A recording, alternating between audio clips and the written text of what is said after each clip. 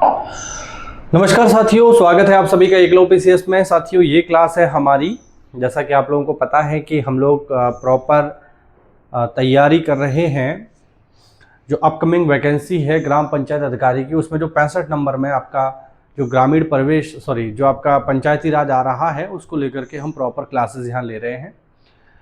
2-3 classes में उसकी already ले चुका हूँ। ये इसकी संभवतः चौथी क्लास होने जा रही है, जिसमें हम पिछली क्लास से आगे की बात करेंगे। मुझे याद आ रहा है कि मैंने पिछली क्लास में आपको जो 73वां संविधान संशोधन था उसके बारे में आप लोगों को बताना प्रारंभ कर दिया था, और 73वें संविधान संशोधन से जुड़े हुए काफ़ी सारी महत्वपूर्ण चीज़ें मैंने आपको बता भी दी थी। मुझे याद आ रहा है कुछ इस तरीके का। ठीक है, तो अभी चलिए जो हमने लास्ट क्लास में पढ़ लिया था उसके आगे की हम यहाँ बात करेंगे। पिछली क्लास में मैंने आपको 243D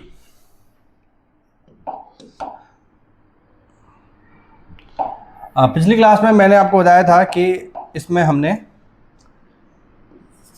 आर्टिकल 243D जो कि था पंचायतों में आरक्षण, वहाँ तक हमने सारी चीज़ें डिस्कस कर ली थी। और मैंने आपको बताया कि आरक्षण जो है मिलता है सभी वर्गों को। जो मेन प्रोविज़न था उसमें हमने देखा कि एससी को भी आरक्षण है, एसटी को भी आरक्षण है और महिलाओं को भी आरक्षण है। ठीक है, एससी एसटी को जो आरक्षण प्राप्त है वो उनकी जनसंख्या के अनुपात में है, और महिलाओं को जो आरक्षण प्राप्त है वो सभी का 1/3 आरक्षण मिला हुआ है। फिर मैंने आपको बताया कि वर्ष 2000 में संशोधन करके ओबीसी वर्ग को भी आरक्षण प्रदान कर दिया गया है यूपी में। ठीक है, और मैंने आपको बताया अरुणाचल प्रदेश में एसटी को आरक्षण नहीं मिलता है क्योंकि वहाँ पर एसटी की आबादी नहीं है। सारी चीज़ें मैं आपको पिछली क्लास में मैंने आपको एक्सप्लेन कर दी थी। अब हम 243 से आगे बढ़ेंगे, 243D से आगे बढ़ेंगे, और अभी हम बात करेंगे 243E के बारे में।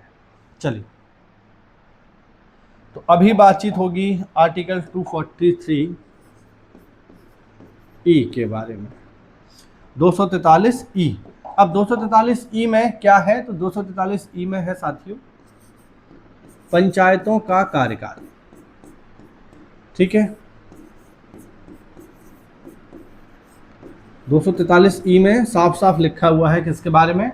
243E में लिखा हुआ है साथियों पंचायतों के कार्यकाल के बारे में। तो पहला तो आपको बिल्कुल दिमाग में ये क्लियर रहना चाहिए कि पंचायतों का कार्यकाल कितना होता है। देखो, पंचायतों का कार्यकाल 5 वर्ष होता है, ये तो हर व्यक्ति जानता है, इसमें कोई नई बात या कोई बहुत बड़ी ज्ञान की बात नहीं है।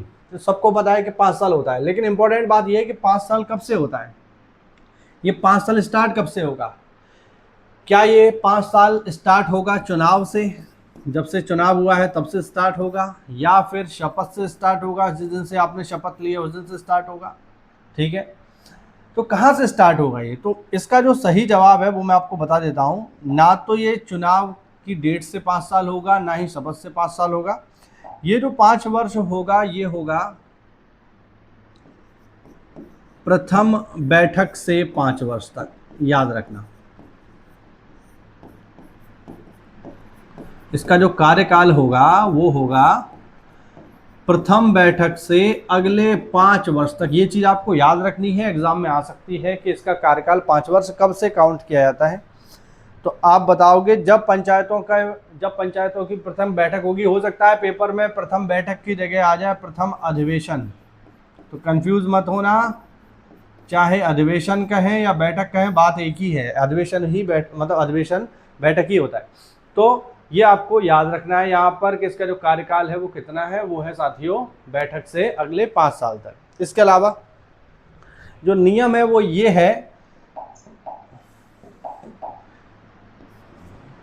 जो नियम है साथियों वो ये है कि पंचायत का जो नई पंचायत बनेगी उसके लिए चुनाव पुरानी पंचायत के खत्म होने से पहले ही करा लिया जाएगा। जो नियम है वो मैं आपको बता रहा हूँ, उसे आप ध्यान से सुनना। यानी नया पंचायत के लिए जो नई पंचायत बनने वाली है, जैसे किसी पंचायत का जब कार्यकाल पूरा हो जाएगा, जैसे अभी यूपी में हमने देखा कि 5 साल जैसे ही पूरे हुए, तो नियम ये था या नियम ये है कि नई पंचायत जो बनेगी उसके लिए निर्वाचन या उसके लिए चुनाव पंचायत खत्म होने की, यानी अगर 25 मई 2026 को पंचायतों का कार्यकाल खत्म हो रहा था तो नियम अनुसार 25 मई 2026 से पहले ही चुनाव करा लिया जाना चाहिए था। ठीक है, यूपी में वो नहीं हो पाया, वो ओबीसी आरक्षण की वजह से एक अलग स्थिति रही। लेकिन हम अगर संविधान के अनुसार देखें तो संवैधानिक नियम यही है कि नई पंचायत का, लिख देता हूं यहाँ पे, इंपॉर्टेंट है, इसको आप लोग नोट कर लीजिएगा। नए पंचायत हेतु निर्वाचन, पंचायत का कार्यकाल समाप्त होने से पूर्व ही करा लिया जाएगा। ये चीज़ आपको याद रखनी है। ठीक है, ये चीज़ आपको याद रखनी है कि नई पंचायत हेतु जो इलेक्शन होगा वो पुरानी पंचायत का कार्यकाल समाप्त होने से पहले ही करा लिया जाएगा। ठीक है, लेकिन अभी हमने देखा कि यूपी में 25 मई को कार्यकाल खत्म हो गया, लेकिन फिर भी चुनाव नहीं हो पाया। वो एक विशेष स्थिति है ना, और उसके लिए अभी जो हमारा माननीय उच्च न्यायालय है वहाँ पर सुनवाई भी चल रही है। 13 जुलाई को जो है सुनवाई का एक अगला चरण होगा, जिसमें देखा जाएगा कि आखिरकार हाई कोर्ट क्या व्यवस्था देता है। तो 243E में हमें ये सारी जानकारी मिल रही है। अगला पॉइंट देखते हैं 243D में। 243E में क्या है, वो है ये कि अगर किसी पंचायत को समय से पूर्व भंग किया गया है, ये भी आप नोट कर लीजिए, यदि पंचायत को समय से पूर्व भंग किया गया है, यानी कोई पंचायत जिसका कार्यकाल शेष था उसको भंग कर दिया, तो यदि किसी पंचायत को समय से पूर्व भंग किया जाता है तो उसके लिए चुनाव या हम कहें निर्वाचन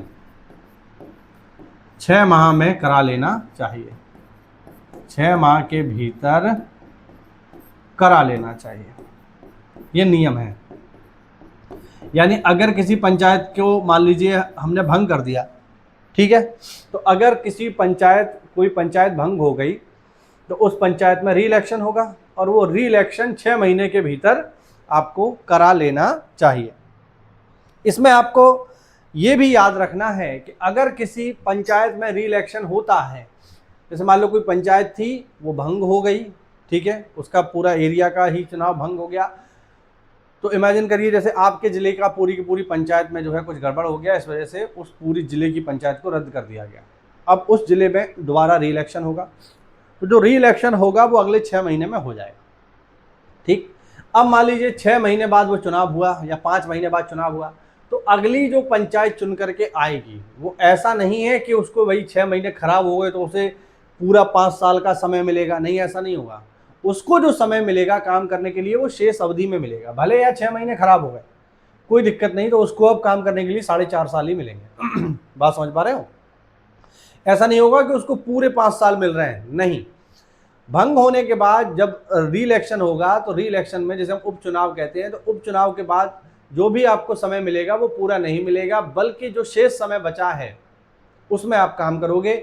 अब चाहे 1 साल रह गया हो, चाहे 2 साल रह गया हो, चाहे 3 साल रह गया हो, चाहे 4 साल रह गया हो। एक चीज़ और ध्यान रखना, अगर कोई पंचायत जो भंग हुई है, जिसको भंग किया गया है, अगर उसके भंग होने के समय उसका जो कार्यकाल था वो 6 महीने से कम रह गया है, तो फिर ऐसे में वह री इलेक्शन नहीं कराया जाएगा। ठीक है, अगर मान लीजिए चुनाव से 6 महीने पहले कोई पंचायत भंग हो गई तो अब वहाँ री इलेक्शन नहीं होगा। ठीक, वहाँ पर किसी प्रशासक को बैठा दिया जाएगा, एडीओ पंचायत हो सकते हैं या कोई उच्च लेवल का अधिकारी हो सकता है, उसको वहाँ बिठा दिया जाएगा और वो फिर वहाँ पर काम करेगा। अगर चुनाव में 6 महीने से कम का समय है, तो अगर चुनाव में 1 साल है तो करवा सकते हैं, चुनाव में 2 साल है तो री इलेक्शन करवा देंगे। लेकिन मान लो किसी पंचायत को भंग किया गया और चुनाव में केवल 3 महीने रह गए, तो फिर आपका रिलेक्शन नहीं होगा, फिर वह प्रशासक को बिठा करके काम कराया जाएगा और जब सभी के चुनाव होंगे तब उसका चुनाव भी संपन्न करा लिया जाएगा। ये चीज़ आपको, देखो मैं हर चीज़ नोट नहीं कर रहा हूँ, लेकिन हर चीज़ मैं आपको बता जरूर दूंगा, तो अच्छे से ध्यान से इनको सुनिएगा और इसको अच्छे से आप लोग नोट भी करिएगा, ठीक है। तो आपको याद रखना है, यदि भंग पंचायत के लिए जो समय है, ठीक है, जो उसका कार्यकाल है, अगर 6 महीने से कम है तो फिर चुनाव नहीं होता है। और री इलेक्शन के बाद जो पंचायत आती है, जो नया लोग चुन करके आएंगे, उन्हें पूरा कार्यकाल नहीं मिलेगा। उन्हें कितना कार्यकाल मिलेगा? उन्हें शेष कार्यकाल ही मिलेगा। अब वो चाहे 1 साल हो या 1.5 साल हो या 2 साल, ठीक है। उम्मीद करता हूँ ये पॉइंट आपको क्लियर हुआ होगा। ये है आर्टिकल 243 साथियों हमारा, ये है आर्टिकल 243E। अब 243E हमने समझ लिया। अब हम आगे बढ़ते हैं और बात करेंगे 243F की। 243F, 243F। देखो 243F जो है ये क्या है? F फॉर फेलियर, ठीक। तो फेलियर से हम यहाँ याद रख सकते हैं कि 243F में क्या है? ये है अयोग्यता, सदस्यों की अयोग्यता। ध्यान रखना, पंचायत के सदस्यों की अयोग्यता। अयोग्यता मतलब फेल ही हो जाना एक तरीके से। तो 243 को आप किस तरीके से याद रखेंगे? F फॉर फेलियर, और F से ही आप सदस्यों की अयोग्यता का पता लगाएंगे, ठीक है, याद रखिएगा। अब कौन व्यक्ति अयोग्य हो सकता है? पंचायत के चुनाव में किस किस को अयोग्य मानता है अनुच्छेद 243F, ठीक है। तो पंचायत सदस्य निर्वाचित होने के लिए कौन कौन व्यक्ति अयोग्य होंगे, ठीक। तो वो हर व्यक्ति अयोग्य होगा जो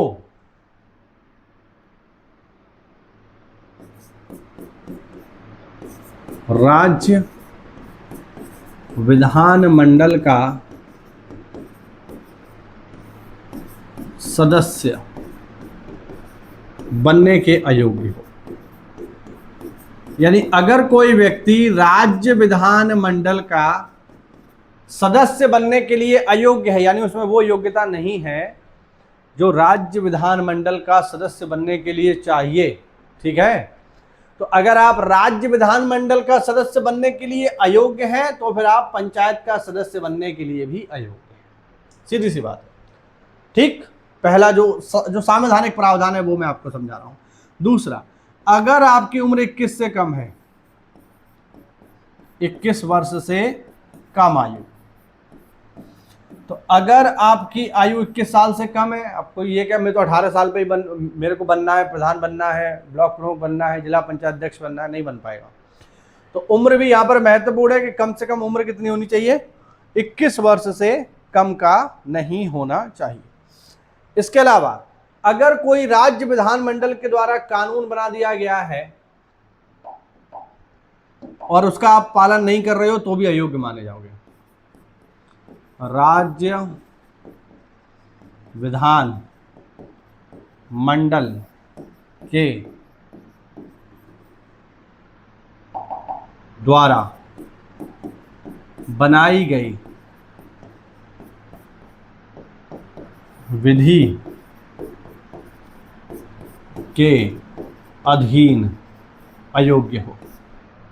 यानी अगर किसी राज्य विधानमंडल ने कोई कानून बना दिया है उस स्पेसिफिक राज्य के लिए और अगर आप उसे पूरा नहीं कर रहे हो तो भी अयोग्य हो जाओगे। अब ये इस चीज को मैं आपको समझा देता हूं, ठीक है, कि इस लाइन का क्या मतलब है कि जहां पर लिखा है राज्य विधानमंडल के द्वारा बनाई गई विधि के अधीन अयोग्य हो। जैसे मैं आपको इसमें उदाहरण दूंगा उत्तराखंड का, ठीक। उत्तराखंड पहले उत्तर प्रदेश में ही शामिल था और उत्तराखंड में ज़्यादातर नियम जो चलते थे वो वही चलते थे जो कि यूपी में चलते थे।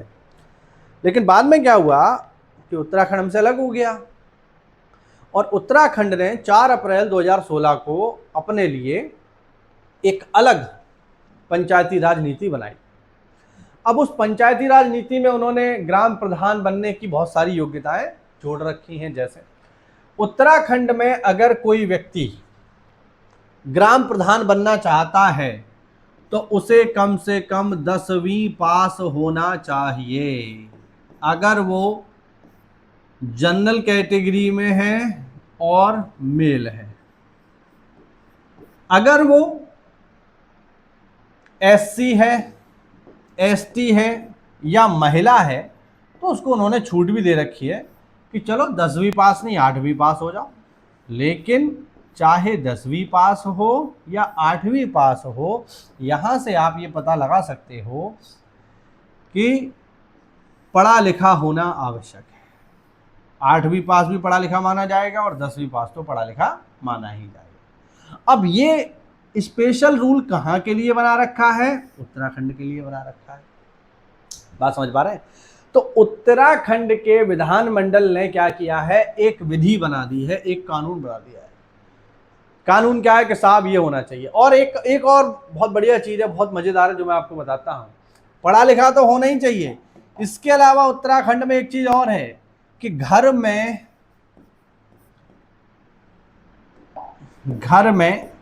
शौचालय अवश्य होना चाहिए। अब बताओ क्या नियम है? अगर आपके घर में शौचालय नहीं है तो फिर आप प्रधान के चुनाव पर खड़े ही नहीं हो पाएंगे। उत्तर प्रदेश में ऐसा है क्या? नहीं है। ना तो ये है ना ये है। और एक और मजेदार चीज आपको बताता हूं, आपको सुन के मजा आ जाएगा कि बच्चे केवल 2 होने चाहिए। ये उत्तराखंड का मैं आपको बता रहा हूं, बच्चे केवल 2 हों। अब आप ये देखो कि उत्तराखंड ने क्या किया है, अपने विधानमंडल के द्वारा यानी अपनी विधानसभा में प्रधानी के चुनाव में जाने के लिए सब नियम बना रखे हैं साहब। इन नियम का पालन करना पड़ेगा। अगर इनमें से कोई भी अगर आप पालन नहीं करोगे तो फिर क्या होगा? आप राज्य विधानमंडल के अधीन बनाई गई विधि के लिए अयोग्य हो जाओगे, उस विधि के अनुसार अयोग्य हो जाओगे और आप प्रधानी का चुनाव नहीं लड़ पाओगे। आई बात समझ? उत्तर प्रदेश में ऐसा नहीं है। उत्तर प्रदेश में आप अंगूठा छाप हैं, बहुत बढ़िया बात है। आपके 25 बच्चे हैं, और भी बढ़िया बात है। बिल्कुल शौचालय नहीं है, आप खुले में हग्गा करते हो, और बढ़िया बात है, कोई दिक्कत नहीं। लेकिन ये नियम उत्तराखंड के लिए है। यही ऊपर मैं आपको समझाने की कोशिश कर रहा था कि राज्य विधानमंडल के द्वारा बनाई गई विधि के अधीन अगर आप अयोग्य हो तो भी आप पंचायत के लिए अयोग्य माने जाओगे। अब ये मैंने उदाहरण दिया आपको उत्तराखंड का। ऐसे ही विभिन्न राज्यों के द्वारा अपने अपने राज्य के लिए नियम बनाए जा सकते हैं। उत्तर प्रदेश में ऐसा कोई विशेष नियम है नहीं, इसीलिए मैंने उदाहरण के रूप में उत्तराखंड को चुना ताकि आपको बेहतर समझ में आ जाए। अब आप सोचो कितना अच्छा नियम है, घर में शौचालय होना चाहिए। अब उत्तर प्रदेश सरकार स्वच्छ भारत मिशन ग्रामीण के अंतर्गत इतना जोर देती है कि घर में शौचालय हो, घर में शौचालय हो। लेकिन आप देखिए उत्तराखंड छोटा राज्य लेकिन कितना स्मार्ट है, उसने कह दिया घर में पहले शौचालय होगा तभी इलेक्शन में आ पाओगे। योग्यता ही रख दी साहब, अब तो होना ही चाहिए। बात समझ रहे हैं ना? और बच्चे भी 2 हों आपके। अगर 3 बच्चे हो गए, और ऐसा नहीं कि प्रधानी में खड़े हुए जीत गए उसके बाद 5 बच्चे कर लिए, नहीं। अगर जीतने के बाद भी आपने 3 बच्चे कर लिए तो भी आप अयोग्य हो जाओगे और आपको पद से हटा दिया जाएगा। तो ये आप देखो कितनी महत्वपूर्ण चीज़ है। और प्रॉपर उन्होंने कह दिया है कि पढ़ा लिखा होना चाहिए, हमारे ऐसी कोई योग्यता नहीं। तो ये मैं उम्मीद करता हूँ आपको समझ में आ गया होगा कि किन किन आधारों पर आप अयोग्य हो सकते हो। ठीक है, आगे बढ़ते हैं। 243 हमने पढ़ लिया एफ तक, जिसमें थी सदस्यों की अयोग्यता। अब हम बात करेंगे 243 जी की। GHI, अच्छा जी आएगा ना? हाँ, अनुच्छेद 243 जी को आप कैसे याद रखोगे? देखो एफ को तो हमने याद कर लिया, एफ फॉर फेलियर, और फेलियर से ही आप अयोग्यता का अंदाजा लगा लोगे। जी को कैसे याद रखना है? तो देखो जिसके नाम के भी पीछे जी लगता है वो लोग कैसे होते हैं? पावरफुल होते हैं। उदाहरण के लिए विधायक जी, सांसद जी, ठीक है, दरोगा जी, लेखपाल जी या लेखपाल साहब, ठीक है ना, सचिव जी, तो ये लोग पावरफुल है। तो जिसके पीछे भी जी लगता है मतलब वो शक्तिशाली है। जैसे हम कहते हैं दामाद जी, तो याद रखना जो नौकरियों में रैंक IAS का है वही रैंक रिश्तेदारियों में दामाद जी का है। तो उसके आगे आगे भी जी लगता है, पीछे भी जी लगता है, जी जा जी, क्योंकि उसका रैंक बहुत ऊंचा है, रिश्तेदारियों का आईएएस है, दामाद, दामाद जी, जीजा जी। तो जी मतलब जिसके पास पावर हो, पावर हो मतलब शक्तियां हो, तो 243 में हम कह सकते हैं पंचायत की शक्ति, पंचायत की शक्ति। इसको आप इस तरीके से याद रख सकते हैं। पंचायत की शक्तियां क्या है, यानी पंचायत किन किन मुद्दों पर काम कर सकती है, कौन कौन से ऐसे क्षेत्र हैं जिस पर वो कार्य कर सकती है, ठीक, उसको हम यहाँ देखेंगे। सबसे पहला, आर्थिक विकास तथा सामाजिक न्याय के लिए योजना तैयार करना, ये इसकी पहली प्रायोरिटी है। पहला जो काम करती है पंचायत, आर्थिक विकास व सामाजिक न्याय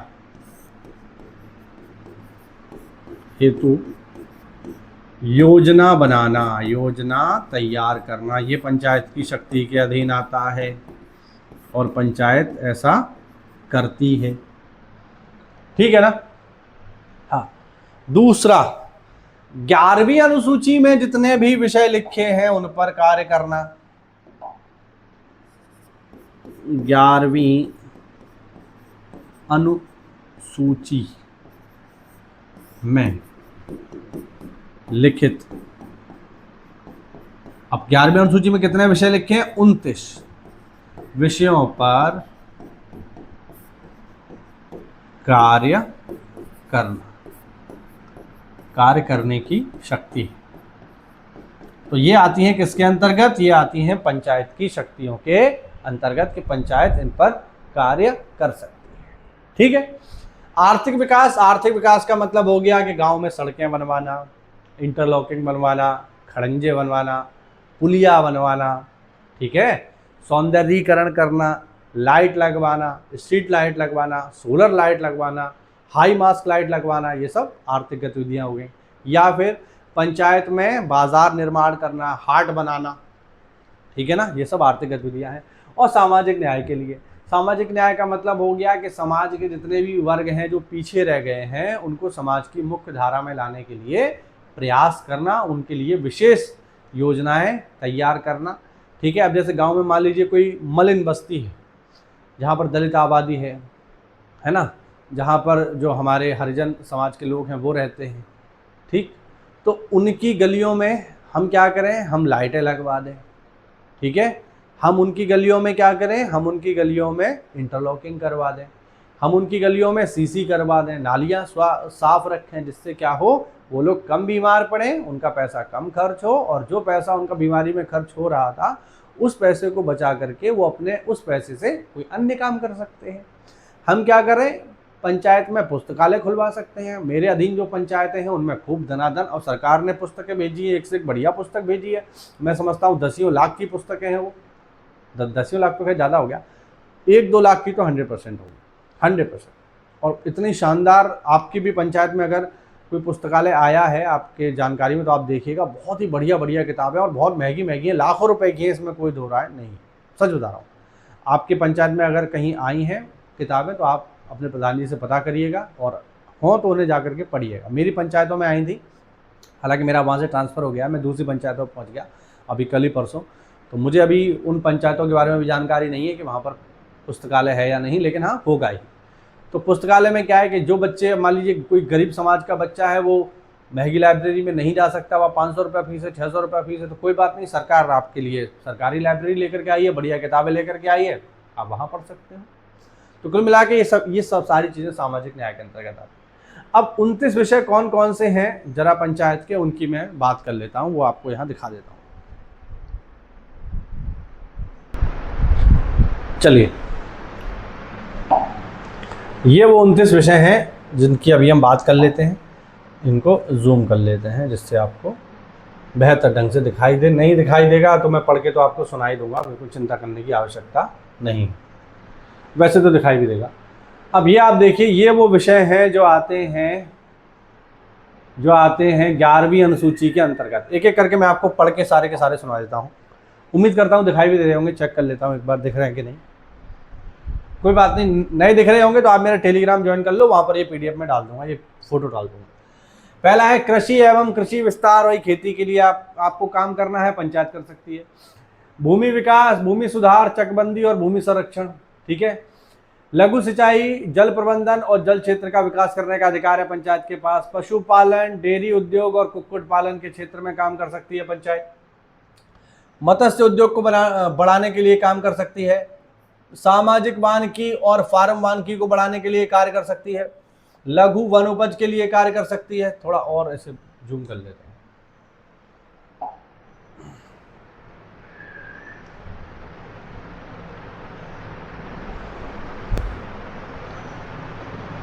हाँ, लघु सिंचाई, जल प्रबंधन, चलिए चलिए ठीक है। तो हम कहाँ तक पहुंच गए थे? हाँ, लघु उद्योग जिसके अंतर्गत खाद्य प्रसंस्करण उद्योग भी शामिल है। गांव में अचार लगाने की फैक्ट्री आप पढ़वा सकते हो, समूह के माध्यम से अगरबत्ती बनाने की फैक्ट्री लगवा सकते हो। खादी ग्रामोद्योग और कुटीर उद्योग की स्थापना करवा सकते हो पंचायत में।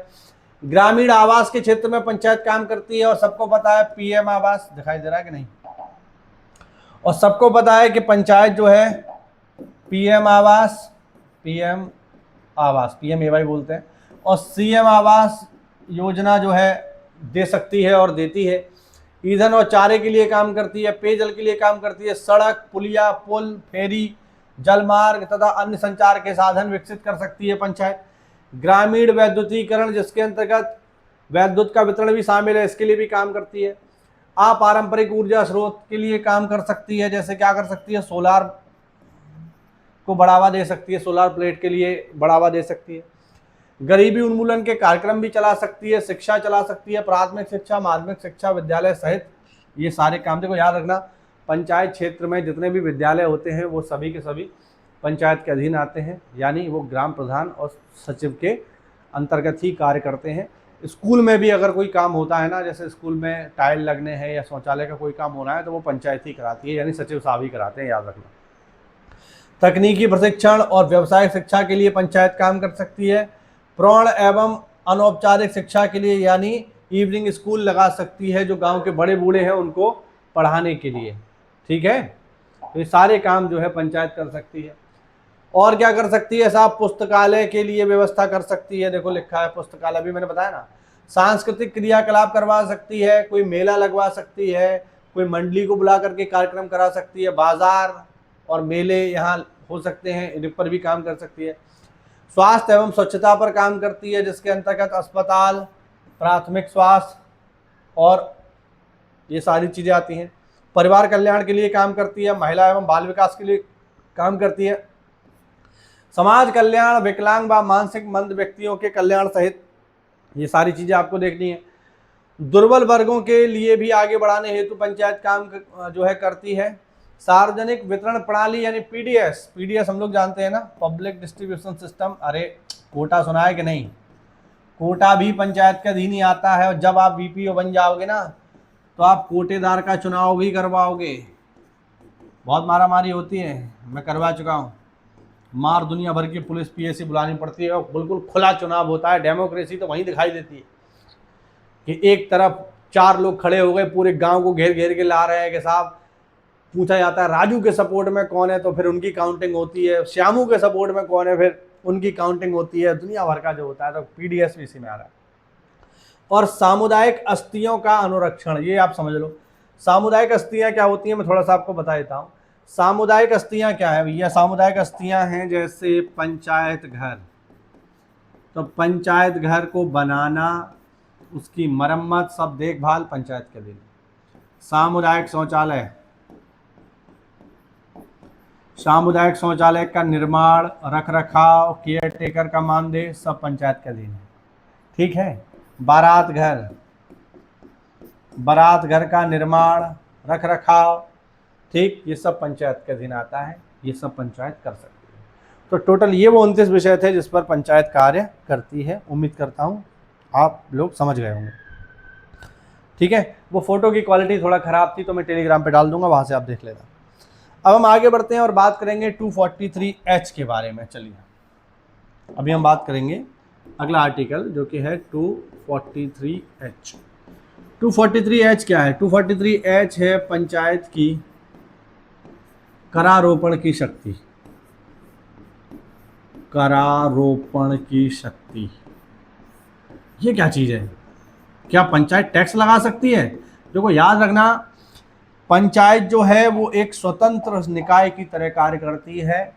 जिस तरीके से विधानसभा है उसी तरीके से साथियों ग्राम सभा है।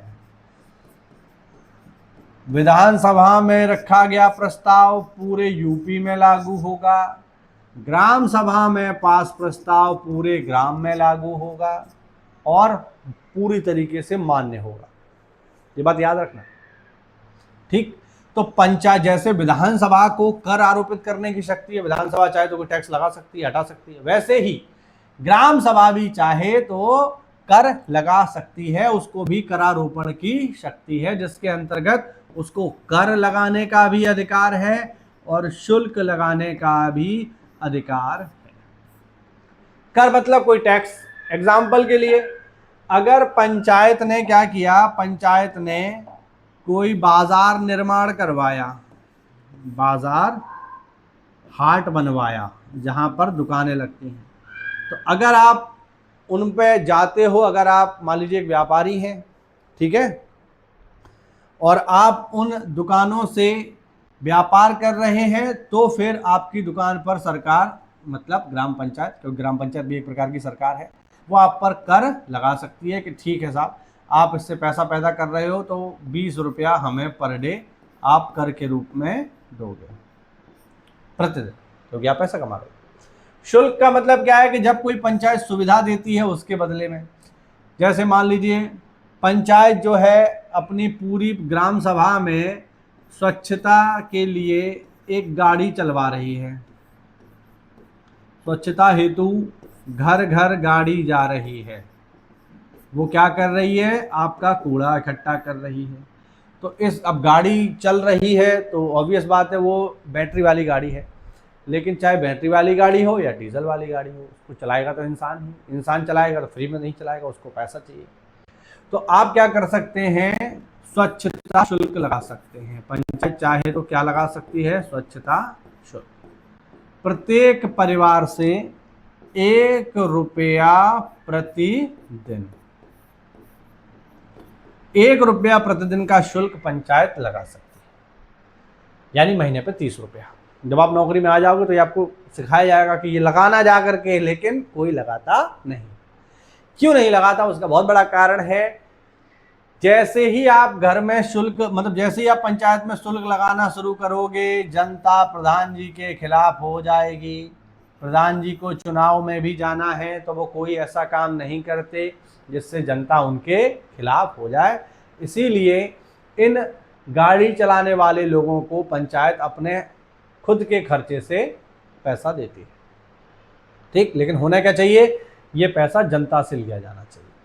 लेकिन जनता पर आपने टैक्स लगाया तो फिर आप आने वाले समय में प्रधान बनने के नहीं हो, और चूंकि प्रधान जी की सहमति नहीं होती है, इस वजह से ये कभी भी काम नहीं करता, क्योंकि भाई उन्हें चुनाव में जाना है, ज़्यादा टैक्स पेल देंगे। आप ही सोचो, अगर कोई वर्तमान सरकार, मोदी जी दुनिया भर के टैक्स लगा दे तो क्या फिर आप चुनोगे क्या?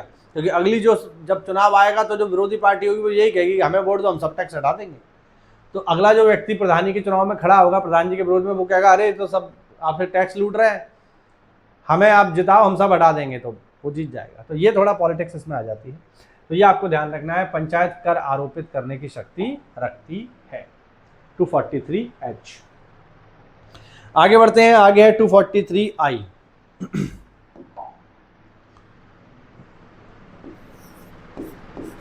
आई से आप कैसे याद रखेंगे, आई फॉर क्या होती है, इनकम।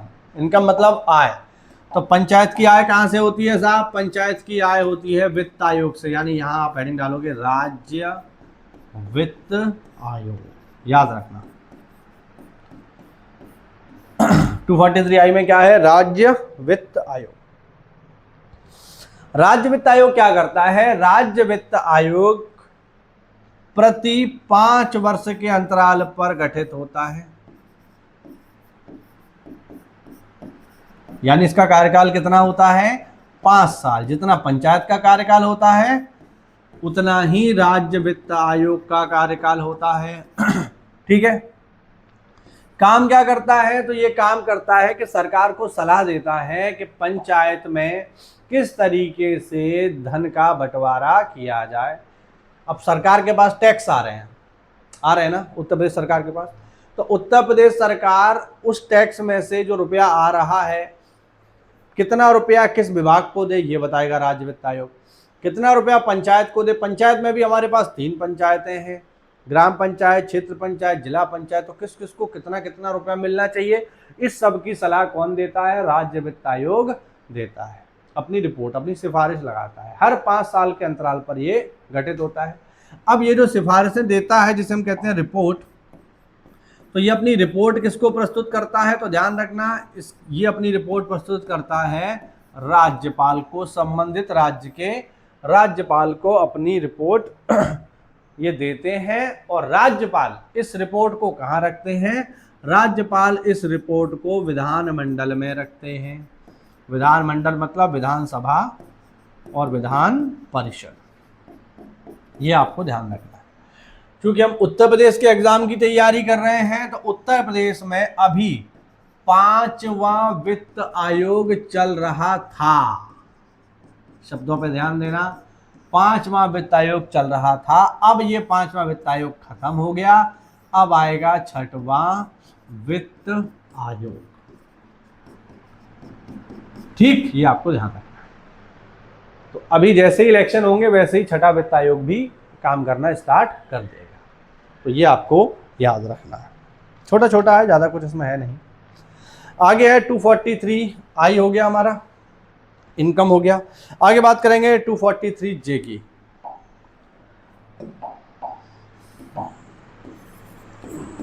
(243) जे में क्या है, जे में है लेखा परीक्षा, ऐसे लिखेंगे, पंचायत की लेखा परीक्षा। अब पंचायत की लेखा परीक्षा क्या है, देखो पंचायत क्या करती है, पंचायत खर्चा करती है, यानी करती है आय भी होती है पंचायत की और व्यय भी होता है। आय कहाँ से होती है, तो हम लोग को पता है पंचायत की आय मेनली 2 सोर्सों से होती है, या फिर 3 सोर्स हम कह सकते हैं। केंद्र वित्त आयोग से होती है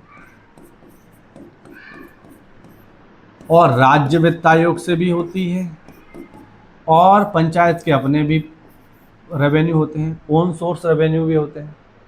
ठीक है, OSR, ओन सोर्स रेवेन्यू, ये पंचायत की आय है। अब फिर पंचायत करती है खर्चा, सड़क बनाने में, पेयजल में, पुलिया में, है ना, लाइट में।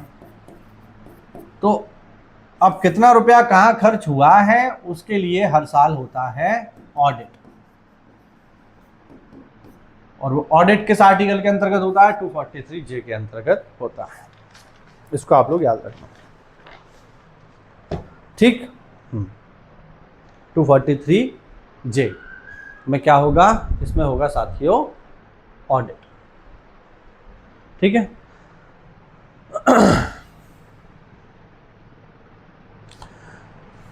तो ये आज के लिए साथियों में इतना ही रखते हैं, वीडियो काफ़ी लंबी हो जाएगी फिर। ठीक, तो वैसे भी अभी हमारे पास समय भी है, ऐसी कोई दिक्कत वाली बात तो है नहीं कि हमारे पास बिल्कुल अगले महीने ही एग्ज़ाम लगा हुआ है, तो पर्याप्त हमारे पास समय है।